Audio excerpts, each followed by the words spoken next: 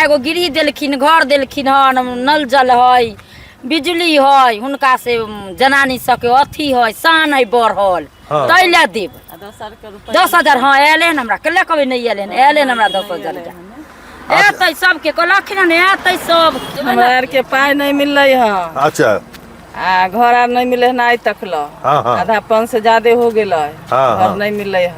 आ रास्ता नहीं है, टोला में से रास्ता देती नीतीश कुमार। आ नल जल तो है, पानी है, बिजली है, लेकिन हमरा आर के घर नहीं दिलखिन है, ना पैसा आले हमरा आर के मोबाइल पर। अच्छा तो पैसा नहीं ले, अथियो नहीं बोले, लेकिन वोट दे के बात। हाँ वोट देबन हुनके, वोट देबे हुनके। हाँ काम नहीं भेले तैयो देबन। नमस्कार। फर्स्ट चरण का चुनाव खत्म और जिस तरीके से वोटिंग हुई है, कहने वाले तो कह रहे हैं कि सुनामी आ गया वोटों का। वैसे आंकड़ों की बात करें तो SIR के बाद लगभग 27 लाख वोट कटे भी हैं। फिर भी अगर 65 पार वोटिंग हुई है तो बिहार में 25 वर्ष बाद इस तरीके का वोटिंग होते हुए दिख रहा है। इतने बम्पर वोटिंग का मतलब क्या है? क्या नीतीश कुमार की विदाई का वक्त आ गया है? क्या ये माना जाए कि 14 तारीख को जो वोटर का संदेश आना है वो तेजस्वी के पक्ष में जाएगा? वैसे इन सवालों का जवाब EVM में बंद हो चुका है। अब सिर्फ अटकलें लगाई जा सकती हैं। लेकिन एक बात जो साफ पूरे चुनावी कैंपेन के दौरान देखने को मिला कि वर्तमान सरकार के खिलाफ किसी भी तरीके का इनकम्बेंसी नहीं था। मतलब वर्तमान सरकार को लेकर कोई गुस्सा नहीं था। इसलिए अगर ये कहा जाए कि इस तरीके की वोटिंग का मतलब है कि सरकार को बदल देना, वो और ज़मीनी हकीकत का दूर दूर तक कोई वास्ता नहीं दिखा है। ये हम सिर्फ मैं ही नहीं कह रहा हूँ, हमारे जैसे तमाम ऐसे पत्रकार जो पिछले 1 महीने से बिहार में घूम रहे हैं, सबों के जुबान पर ये बात शुरुआती दौर से ही है कि नीतीश के खिलाफ कोई इनकम्बेंसी नहीं है। तो ऐसे में ये सवाल उठना लाजमी है कि इस तरीके के वोटिंग का मतलब क्या है। और ये भी सवाल उठना लाजमी है कि इस वोटिंग के सहारे क्या समझा जा सकता है। इस पर चर्चा करने से पहले हम आपको कुछ वीडियो दिखाना चाहते हैं और उस वीडियो के सहारे आप समझने की कोशिश करिए कि बिहार में हुआ क्या है। ज़रा सुनिए, कुछ महिलाओं से हमने बात की है, वो क्या कह रही हैं। और कह दियो ना। नहीं हो बोलियो ना, नहीं हो बोलियो।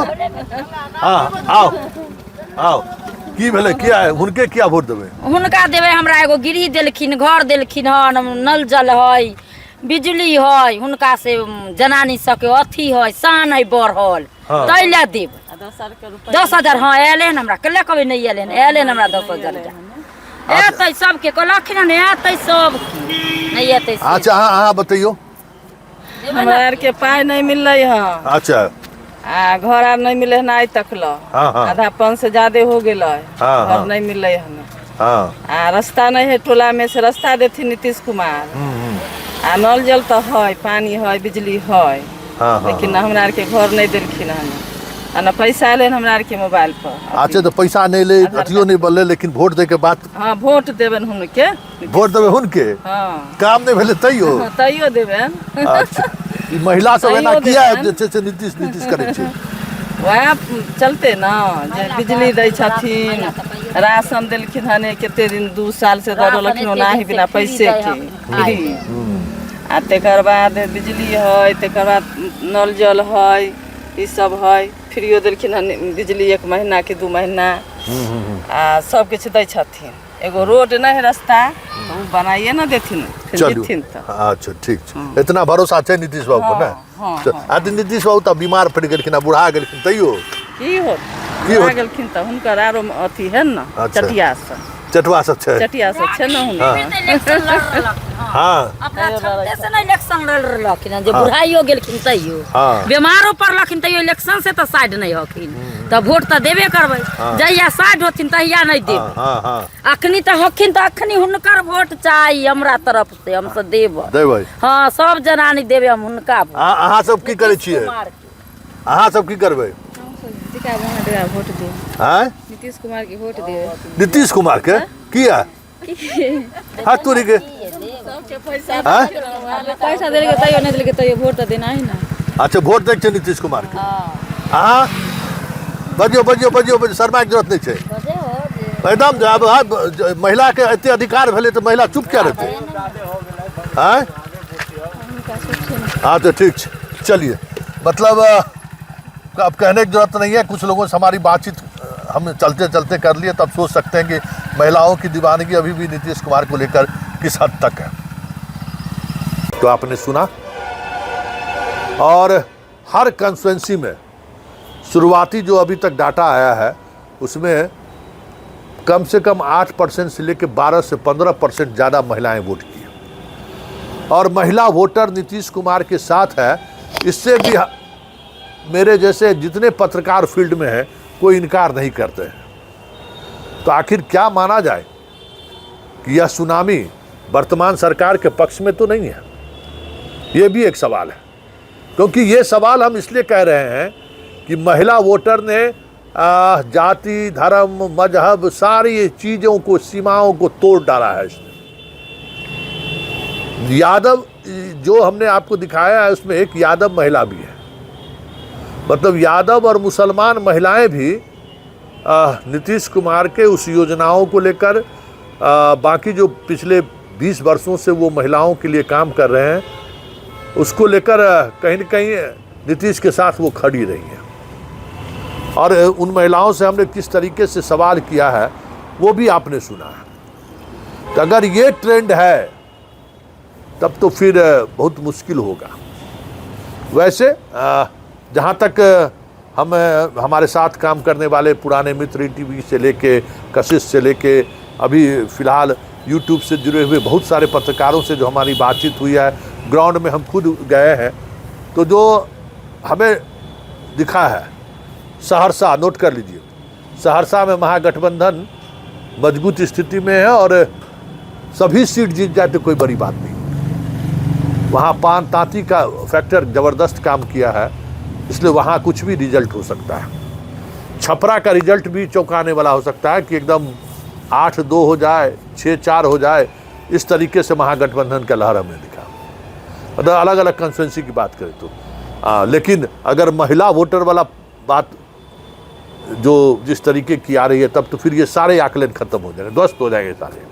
समस्तीपुर में भी हम मानते हैं कि 6-4 का वहाँ भी जो है या 5-5 समस्तीपुर में भी रिजल्ट ये आ सकता है। बात बाकी जगहों पर दरभंगा हो, चाहे पटना हो, चाहे नालंदा नवादा लखीसराय का इलाका हो,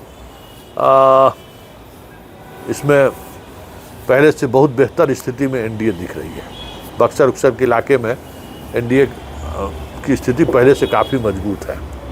इसलिए इस बार के चुनाव में, मतलब प्रथम चरण के चुनाव में, और मेरी बात अगर हो तो एनडीए का पलड़ा भारी है। एक और संकेत जो इसकी चर्चा हम कर चुके हैं कि आरजेडी को लेकर मुसलमान सहज नहीं दिखा। ये मुसलमान का सहज ना दिखना कई कंस्टिट्यूंसी में आरजेडी को नुकसान पहुंचा सकता है। और एक बात जो महागठबंधन के बीच कोऑर्डिनेशन का काफ़ी अभाव रहा, और ये अभाव भी हमें लगता है कि तेजस्वी को सीएम के कुर्सी से बहुत पीछे धकेल दे तो कोई बड़ी बात नहीं होगी। हालांकि बात राघोपुर की करें तो बहुत ही कांटे की लड़ाई हुई है, बहुत आसान लड़ाई नहीं होगा, और खेसारी फिसल जाए तो ये भी कोई बड़ी बात नहीं होगी। इस बार ललित यादव की भी कुर्सी दांव पर है, आसान नहीं है इस बार चुनाव, लगातार वो चुनाव जीतते आ रहे हैं, इस बार चुनाव आसान नहीं है। हाँ, सिमरी बख्तियारपुर और सहरसा महसी सब सीटों में पान के गुप्ता जी चुनाव अगर सहरसा से निकाल लेते ये भी कोई बड़ी बात नहीं। ये सब कुछ सीटें हैं बिहट मतलब का इलाका या मटिहानी की बात करिए तो मटिहानी में बोगो सिंह की स्थिति बेहतर नहीं है। और इस बार कह सकते हैं कि बेगूसराय में कम्युनिस्ट के मास्को कहा जाता है।